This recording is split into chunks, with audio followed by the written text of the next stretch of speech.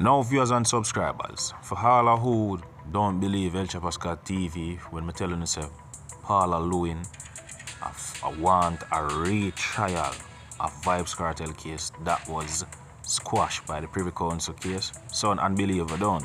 Yes. Paula Llewellyn is fighting. And right now we have a video with Paula Llewellyn voice. And when you hear this, you're not gonna know say El Chapaska TV I speak truth.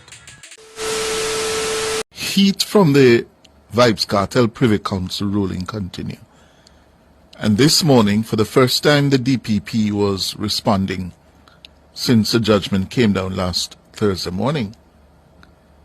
And she was asked by Tona and Ricardo about the advice she gave to the judge in the trial after it was revealed that there was an attempt to bribe the jurors. DPP, having been told that all of your jurors in 2014 had been offered a $500,000 bribe, why did you not advise the judge that it was probably best to dismiss the jury, which was now obviously tainted?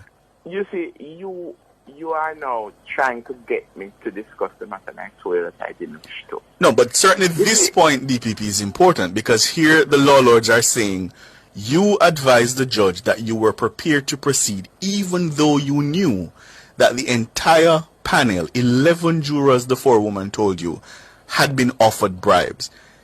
Wouldn't that mean in your judgment, DPP, that the entire jury, as the law lords have now found, was contaminated and should have been terminated or discharged? Well, first of all, I am not the judge. True, but you gave advice that you were prepared to proceed, and what I'm trying to understand. We were prepared to proceed. But why were you prepared to proceed with a jury that was contaminated? No. All the other factors, that some of which I cannot go into in terms of. So you were thinking about cost. You were thinking about how long the matter had been going. We were also thinking of security issues. There were a lot of other issues that we cannot go into the public domain, and what our information from the foreman was, what she was saying, was that all of the attempts had to do with acquittal. Clearly, if it had been the other way, we would have, clearly, given the overriding objective of any case, which is fairness to the accused. But what would have been perhaps planted in the mind of the jurors is, okay, you need to acquit. And remember that these persons, at least two of them, are very famous. So it would have been, as far as the prosecution, when we discussed it, we would have been at those ones at a great disadvantage. This is not the first time. But with the greatest respect, DPP, that's not persuasive, because what I want you to focus on is the fact that the process now had been corrupted and contaminated, and you advised the judge that you were comfortable proceeding with a contaminated and corrupt process. This is not the first time that I have had to deal with jury tampering. And be that as it may, in the exercise of your judgment, why did you not see it fit to bring to an end a matter that had been corrupted? After 64 days of trial?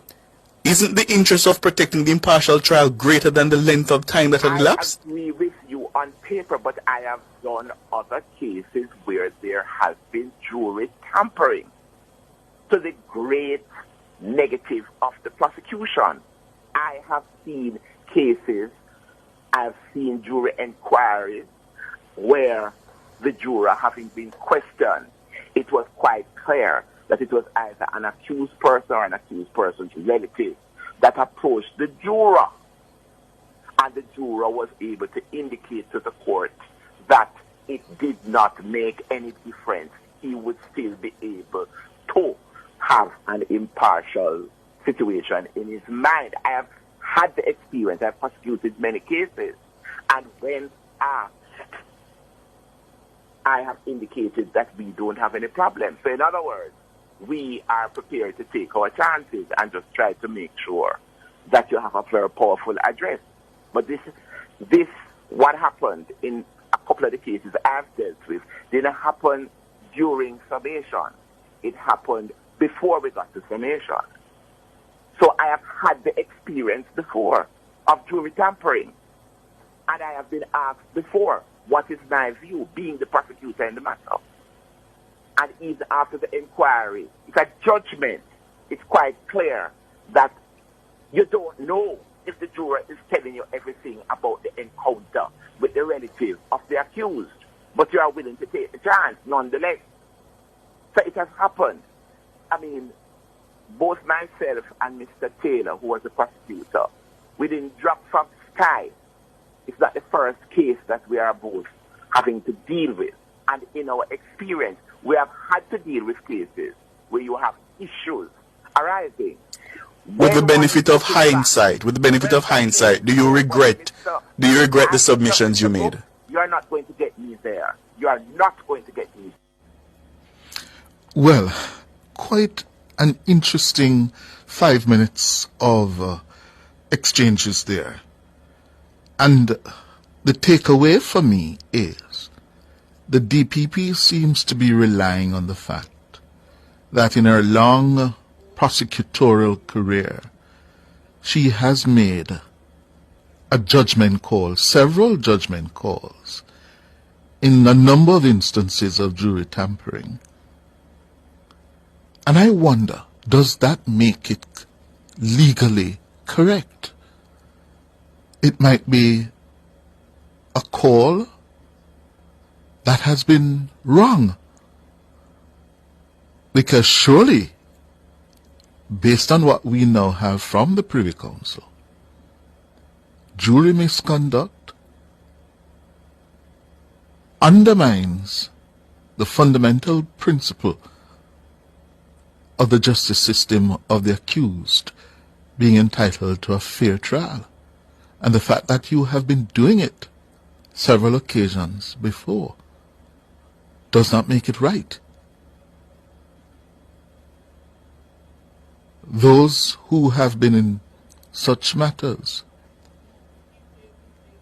do they have cause, reason to wonder at minimum? It is, Madam DPP, quite a space we are in. So just to show you guys, say, yo, nobody not really a fight against Paula Llewellyn. And Paula Llewellyn a fight against herself, you see me? Because the Privy Council give you a chance to do the right thing. And now we can see article or go to say you want a retrial. And we all know, say, the people in tax money, you know. One barrage of money I go spend up right now, you know. And she have to get some new evidence, which me think is impossible unless she gonna make them there and she and the whole constable force are gonna fabricate evidence when I write and waste people time again when she can just like a vybzkartel.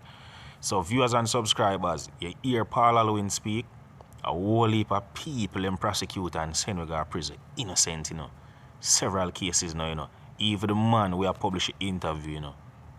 Just a speak a while ago, you know. So Paula Llewellyn, God no like ugly. And me now wish no bad for your mama.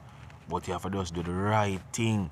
We don't know what really are going, but in a way still, you know. I'm kinda glad of vybzkartel, you know. Did really go visit the GLOs if you can push up Jamaican corruption, you know. You see me? I just some of me viewers and subscribers. Bless up on yourself, continue. Share and you see it out.